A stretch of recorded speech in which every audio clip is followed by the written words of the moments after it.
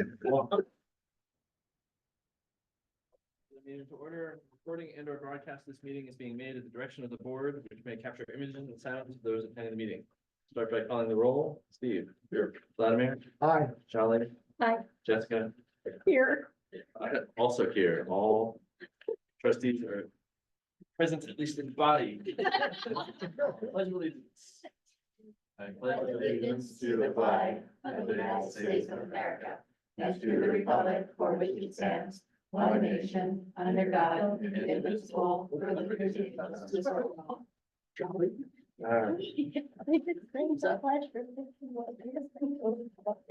Moving on to D3, agenda approval. Would any board members like to provide comment on the agenda? Hearing none, would anyone like to make a motion to approve the agenda? So moved. Second. Motion to approve the agenda as presented, made by Vladimir, seconded by Shally. All in favor, please say aye. Aye. Aye. Any opposed? Hearing none, motion passes 5-0. Moving on to D4, closed session report. No action was taken in closed sessions. We move on to D5, superintendent's update. Great, just a few things for you. On Friday, I had the great pleasure to be one of the keynote speakers at the Greentown Fall. Oh, the owl is thrilled too.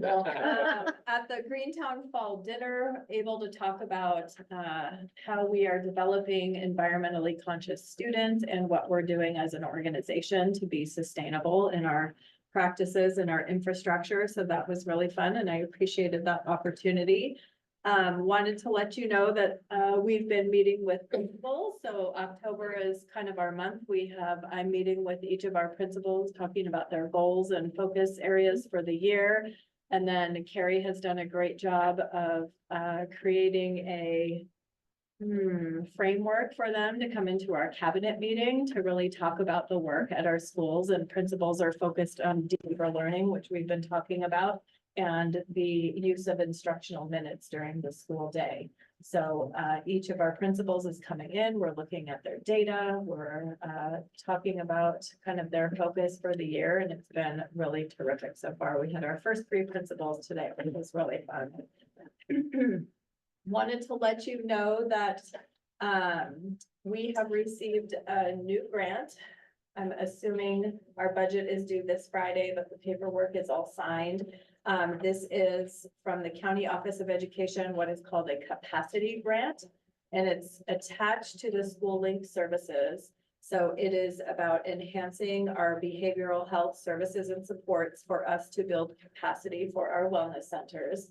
So $150,000 for this year. This is in addition to the just recently finalized Valley Health grant of $720,000 over 2 years for Block and Egan.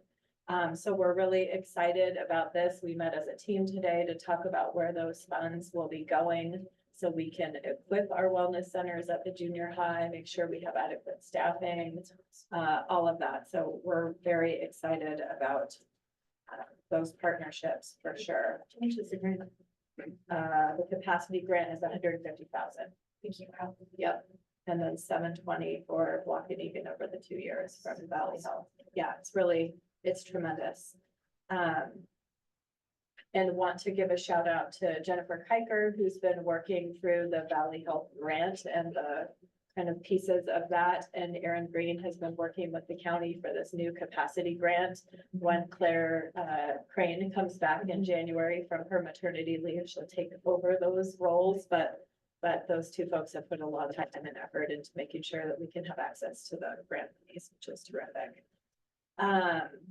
This week we have minimum day on Thursday, so our students leave 12:15, 12:30, depending, for some teacher directed time in the afternoon. Our teachers always appreciate that time to be able to do whatever they need to do, report cards and what have you. Friday is our staff development day, so we have some great offerings for our target groups throughout the day on Friday.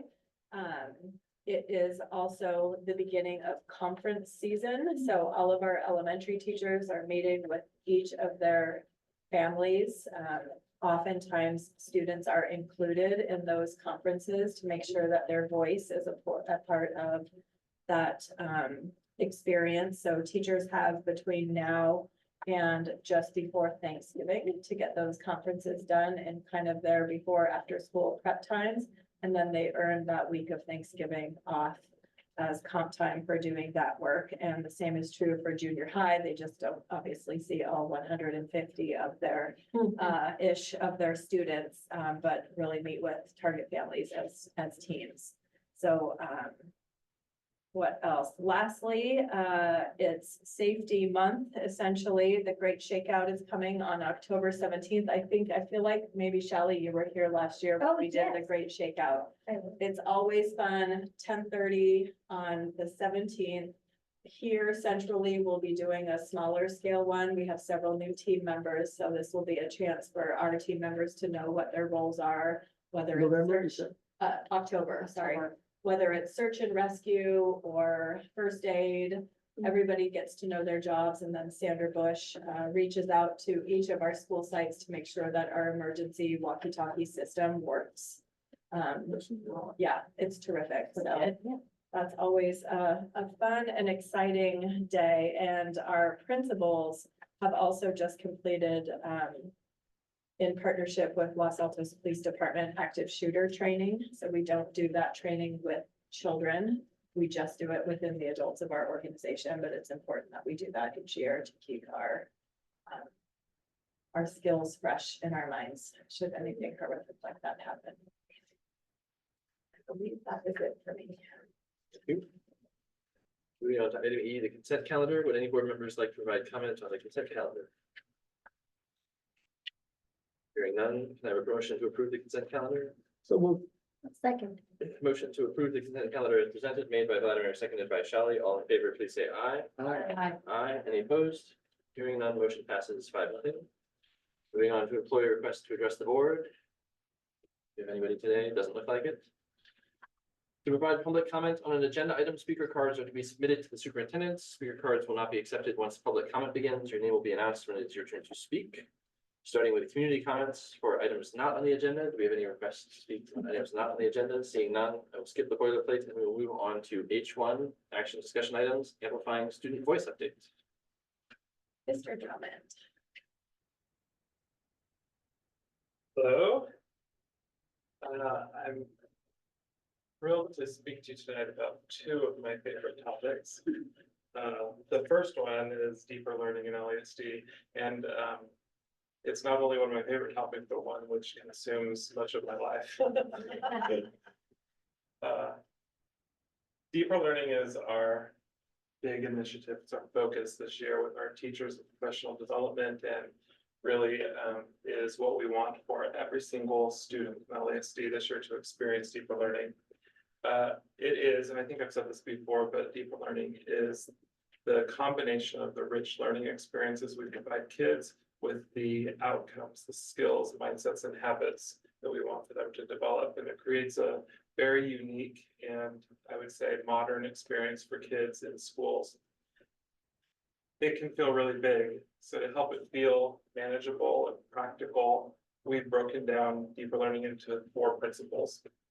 They are learn through inquiry, make learning public, amplify student voice, and activate 6 C's. So what I want to talk with you today about is this question: what does it mean to activate, or excuse me, amplify student voice? I want to start with some, like, just thinking about what this phrase means, student voice. There are a couple of ways we could think about this. One of them is about the way students have an opportunity to express themselves, their values, their beliefs, who they are as a person, their opinions. And the other has to do with the voice that kids have in the work that they're doing. So kids getting choice, doing work that matters to them, that is based on their interests. These are all part of what makes student voice. Teachers do this in many, many ways, but one of the most foundational things that they have to do in order to really get to student voice is they have to know their students well, both on a personal and on an academic level. And they do this in a lot of different ways. One of those is just through interactions, teacher to student, but also noticing the interactions that kids are having with each other, giving them opportunities like at a morning meeting to talk about their interests and what's going on in their lives. taking in some of that and understanding who they are. Typical kind of classroom assessments also give teachers an insight into students, knowing them academically.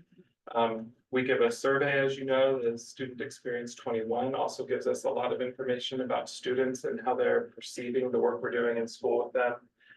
Teachers glean information through partnerships with families, parent conferences, which are coming up soon, and through collaboration with their colleagues. Teachers aren't the only ones who interact with kids. Principals do, and other teachers at the grade level or at the school do. So that kind of work is also important in knowing students. Armed with that information about who students are, they can then start to craft experiences for kids where they get to amplify their voice. A very important part of students' voice and what we do with kids is around their identity. And this has two pieces.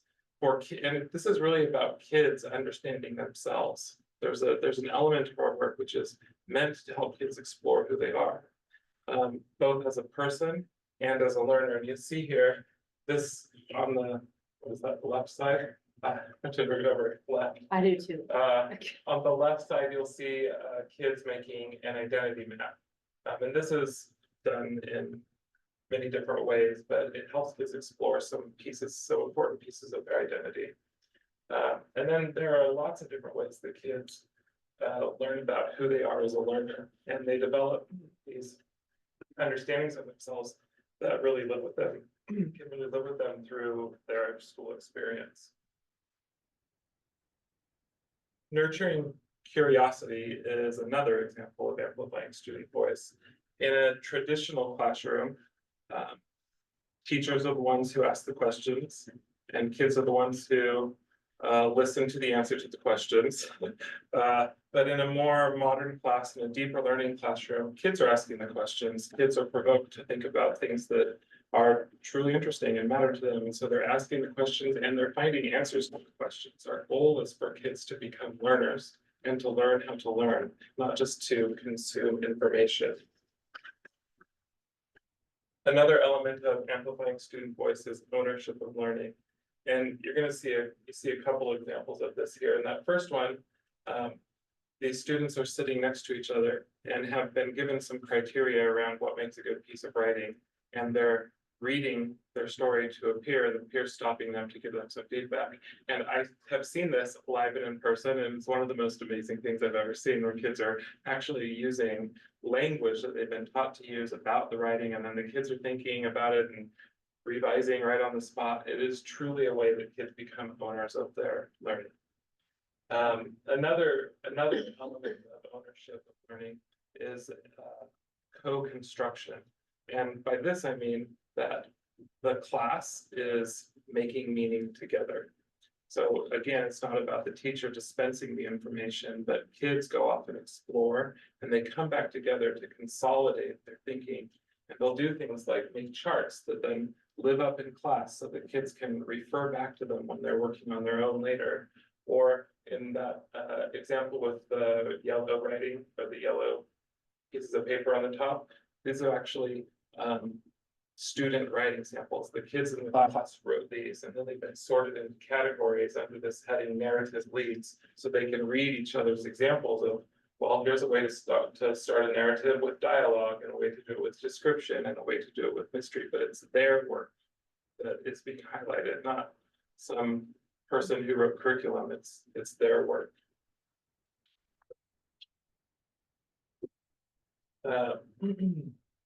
Authentic tasks are really an essential part of student voice. And this gets to the idea that kids are doing work that really matters to them.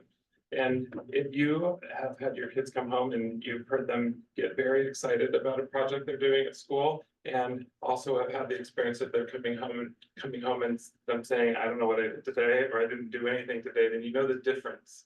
And our teachers are working on designing tasks that matter to kids, that put them in a position to do real work around real problems, and do that work for an authentic audience. one of the things that happens frequently in our units is that kids do some sort of celebration of their learning. These are typically at the end of a unit, but they also happen during the middle of the unit too, where we're celebrating not only the product, but the process for the work that we're doing. Ultimately, this is our goal.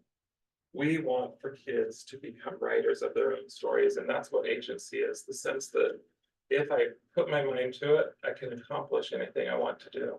And in a class where kids have the opportunity to amplify their own voices, they are well equipped to start advocating for themselves and start naming the things that they want to be and do.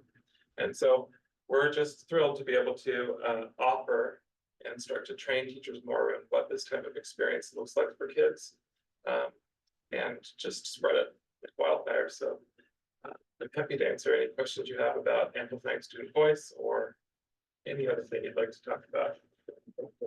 Great. Any more questions? I'm just wondering where you were 40 years ago. We can use this. Well, nobody did it for me, which is Right. why I'm interested in doing it for kids. Yes. No, I love it. What about the kids for whom this doesn't resonate? Well, I think that's the trick of it, is how do, in your work in knowing students, how do you understand the students who are in front of you in a class, because they're not all the same, they're all very different. And so how do we create experiences for kids where there's an entry point for everybody? Meeting kids where they are. Yes. Yes, It's hard. it's the challenge and it's also part of the fun, I think.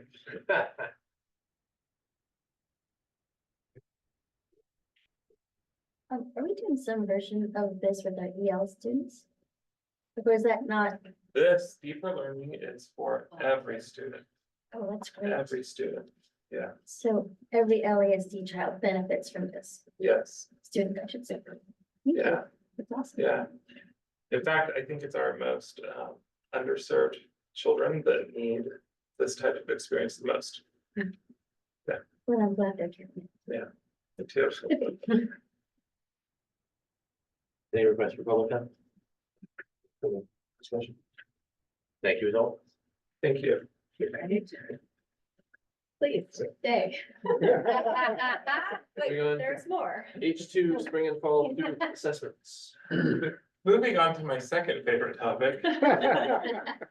I want to talk to you a little bit about our reading data from last year and this fall.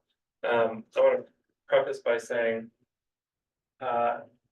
we don't have all of our CASP data released yet. The dashboard has not been released, so I will be back later to talk about our CASP data and to disaggregate some of what you see. You're going to see like everybody data right now, just as an introduction to kind of what we accomplished last year with kids, and then I'll get into some breakdown of it next time I'm here when the dashboard is released. I want to talk a little bit about the story that the data is telling us. We transitioned this year from using Qantas and Pinnell benchmark assessment to exclusively using DIBELS across all grades. This shift was made to improve how we identify and support kids who are at risk for reading difficulty. DIBELS, you're going to want to remember this, stands for Dynamic Indicators of Basic Early Literacy Skills. Say that slower. Afterwards, I'll tell you slowly. Dynamic indicators of basic early literacy skills. Yeah. It measures all of the foundational skills that are important for kids to develop as readers. So phonological awareness, phonics, and their ability to apply phonics to decoding words, becoming automatic in reading words, fluency, and comprehension. And so it is a set of very quick 1-minute measures that together are benchmarked to really help us see who's at risk of reading difficulty. It was developed many, many years ago out of the University of Oregon and is widely used as a reliable method for determining whether students are at risk of reading difficulty. So I'm going to jump in. We have used, you probably remember that we have used DIBELS for quite a few years in K through 3. And so we used it all last year in K3. So what I have to show you today is the progress that our students made across the year in K3 on this assessment.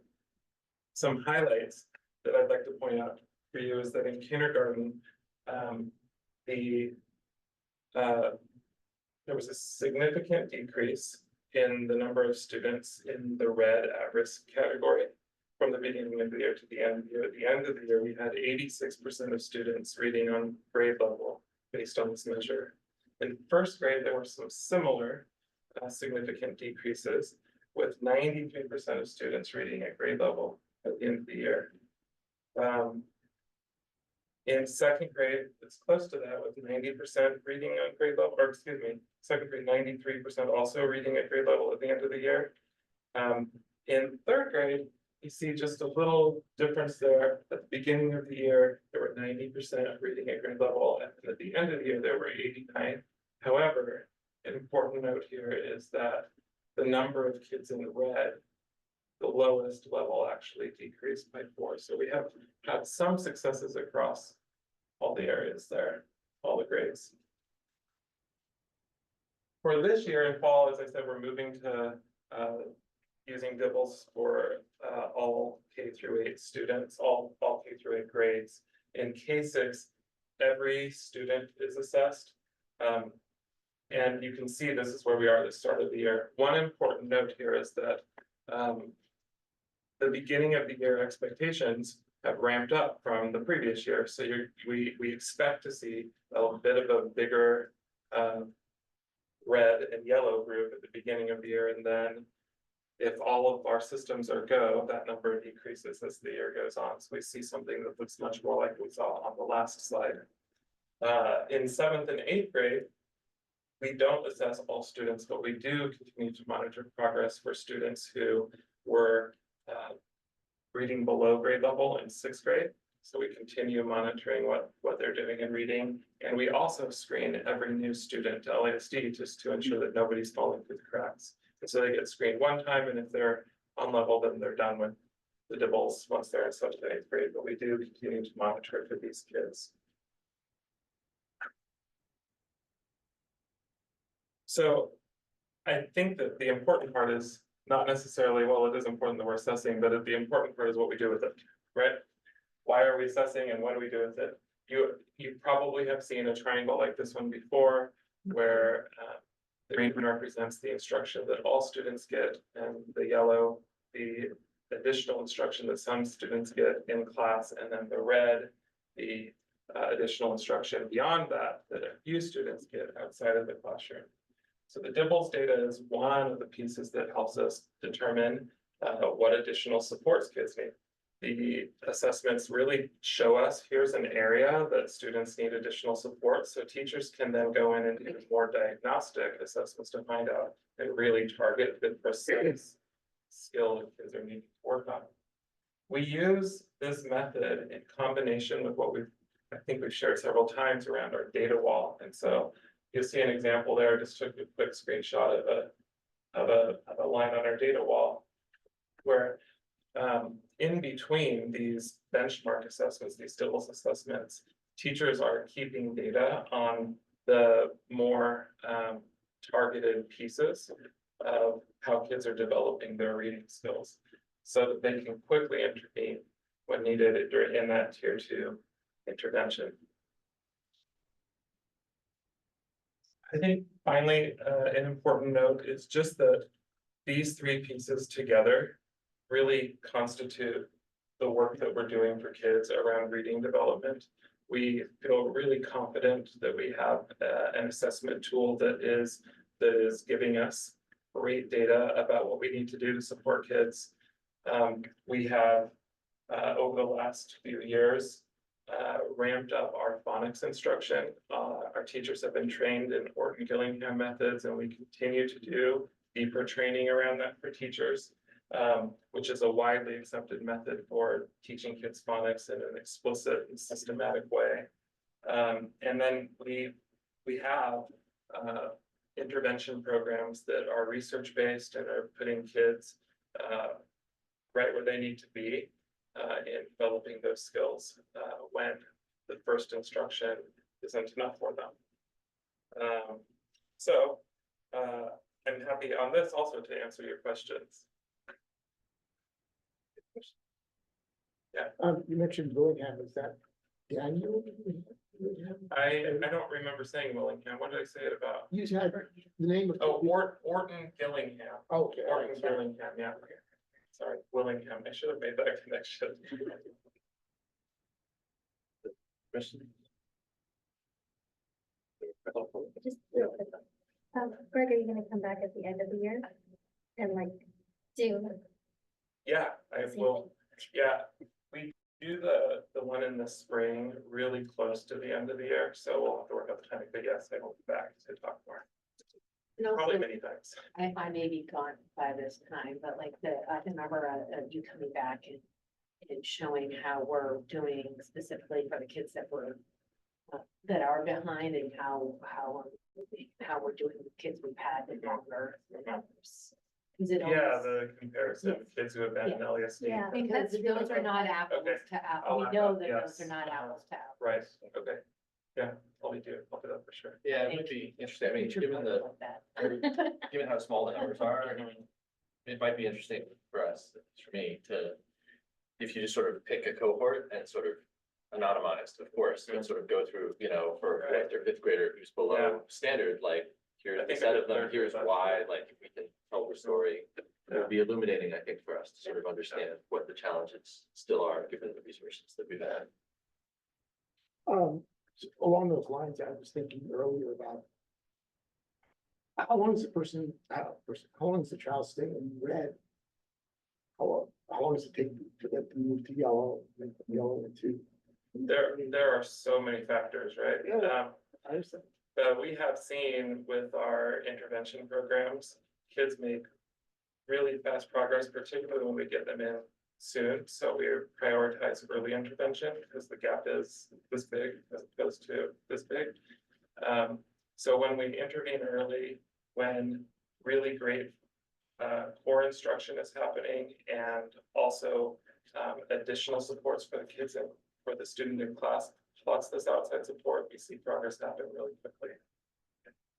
But that's, I would like this as a board, because I think it's feasible, given population and resources that we have to, set some sort of explicit goal about long-term English learners, and like, kids shouldn't be below standard if they're with us for Yeah. 4 or 5 years.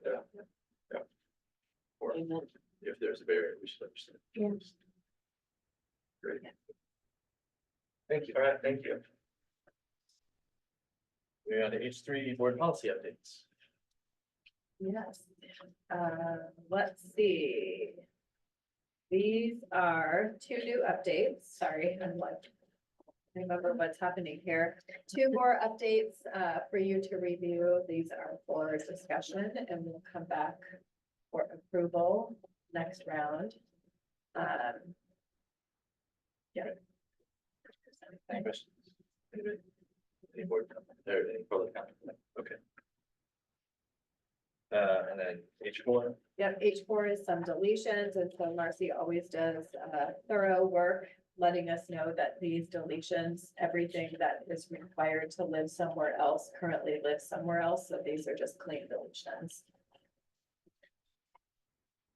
That's what that is.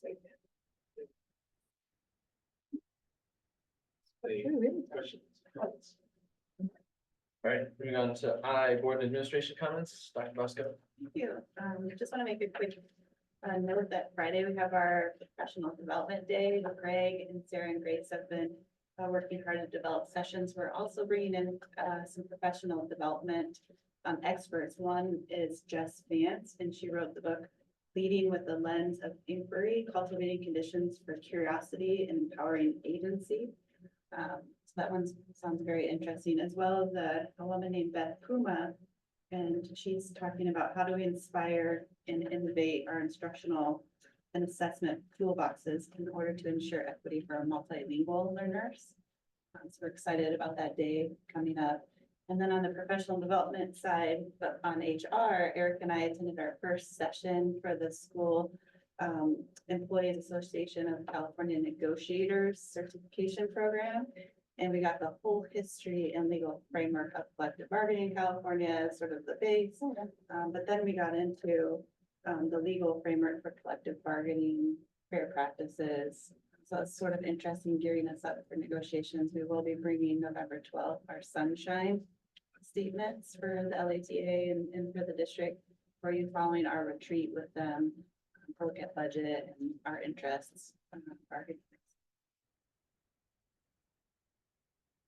The auditors are here this week, looking at last year's financials, and business staff is doing their normal duties, but then they're being pulled away to give the auditors any items they're needed. So that's been great. The walkathons for this last weekend, it was really hot. Some of the school sites started them a little bit earlier, and I think the parents and kids probably appreciated it. And I want to acknowledge Lena, who's one of our groundskeepers, who Yeah. came out and made special misting devices with Oh. hoses and things. Yeah. And then we got a phone call from one of the schools that the hose was not, they couldn't get the hose off, so Lena responded again, so acknowledge Lena as one of our great groundskeepers, and Kim is here to acknowledge for CSEA, but it's really nice to see that the ground staff support a walkathon. That was a nice turnout, but yeah, it was really hot on Saturday, so. And Lino's kid was with my walkathon and came over here.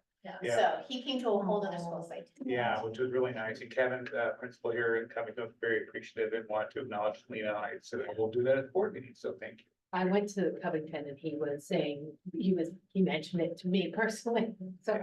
Yeah. Nice, it's great.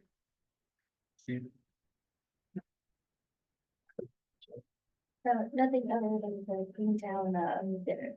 Sandra was great. by the way.